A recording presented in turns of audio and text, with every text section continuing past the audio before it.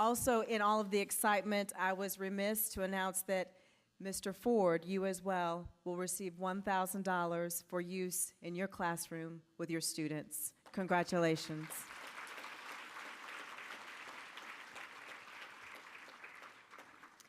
Right now, I'd like to introduce Mr. Earl Leak, member of the Board of Directors of the Charlotte Post Foundation.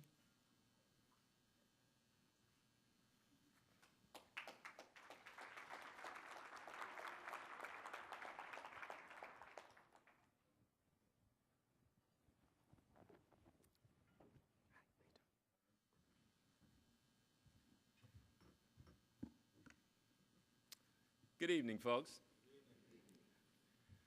I said to Mr. Johnson that given all the accomplishments of Mr. Ford, he should have been his beggar tonight.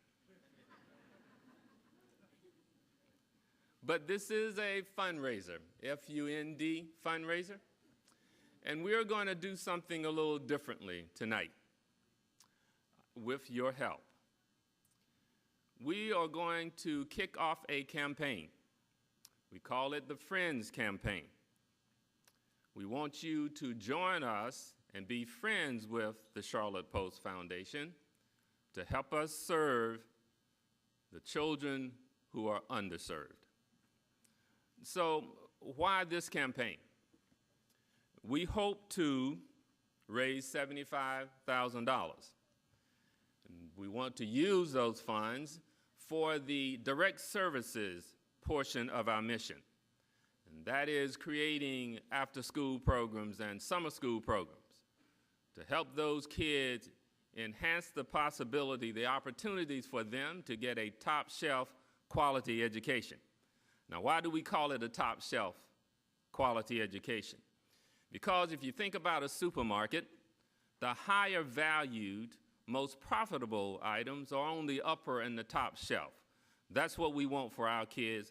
That's what we want for all kids. Because if you think about it, if you can't read, learning will be difficult. And make no mistake about this, folks. This is not a minority problem. This is not an African American problem. This is a community problem, and it's going to take the community to solve it. So tonight, we want you to join us as we endeavor to raise $75,000. Now, this campaign is different from any other campaign that you have probably heard.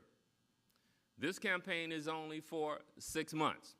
That's right, not 5 years, not even 3. This campaign is for 6 months. And what we want you to do, there are cards on your table. And Gerald has asked you to start completing those cards. But before you do that, understand this. We have an opportunity to do something great for our children.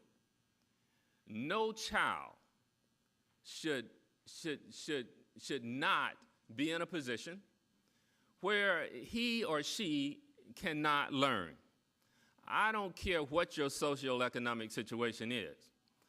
You might be poor as a church mouse, but you ought to have the opportunity for a top-shelf education. This is America, not Baghdad.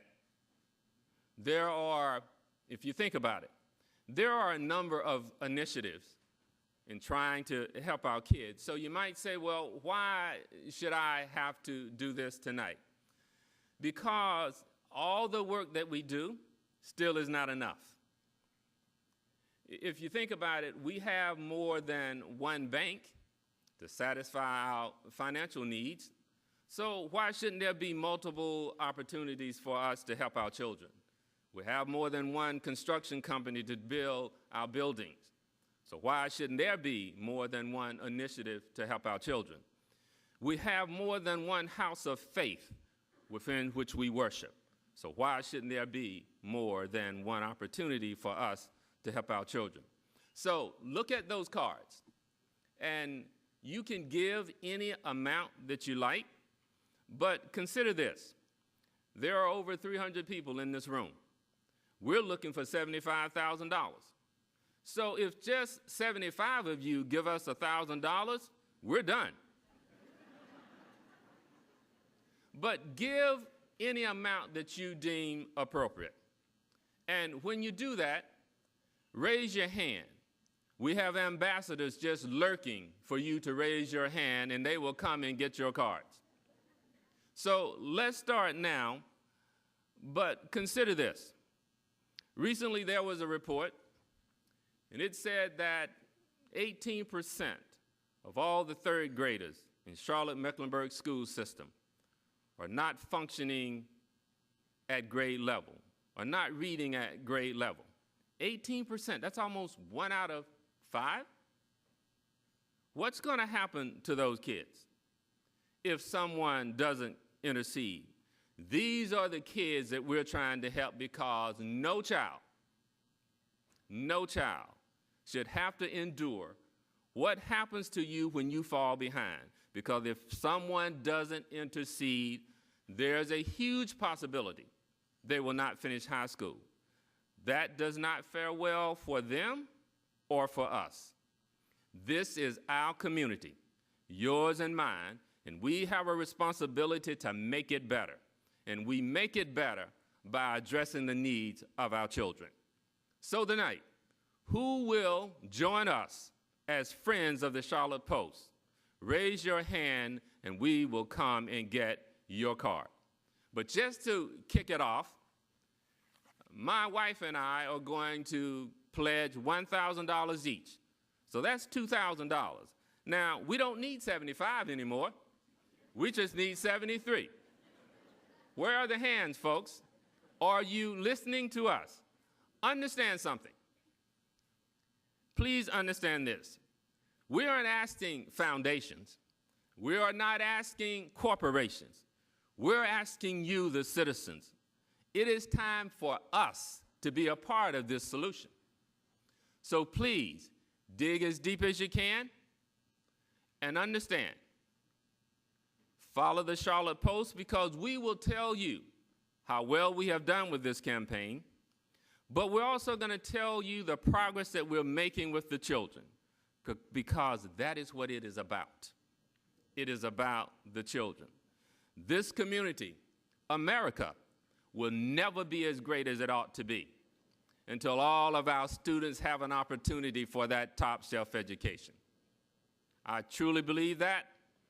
And I know I may be the next to the last person before your afterglow, but we're still waiting for your hands. Who will join us tonight in support of our children? Ralph Waldo Emerson said that we all are very good at something, and it is in that way that we can be of service to others. Help us so we can serve our children. Any other hand? There's one behind you. Don't miss anybody.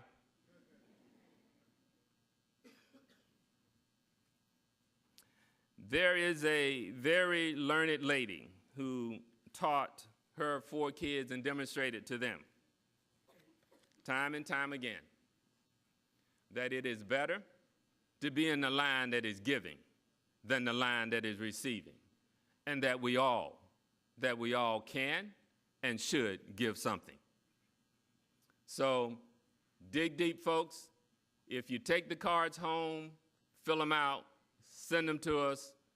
We need the $75,000 to help kick off the direct services, the after-school programs, the summer school programs. This situation is not going to fix itself. We have to get involved. Now, I know you've heard of Project Lift, and thank you for the attention that Project Lift is bringing to this very challenging situation. But understand, it takes more than one initiative. And we can't sit on the sidelines. Where do we get the idea that it is all taken care of? If that were the case, we wouldn't have 18 third graders that can't read at the 3rd grade level. The need is great. I hope you will consider it. Continue to enjoy your night. And next you will hear the melodious voice of Mr. Johnson. Good night.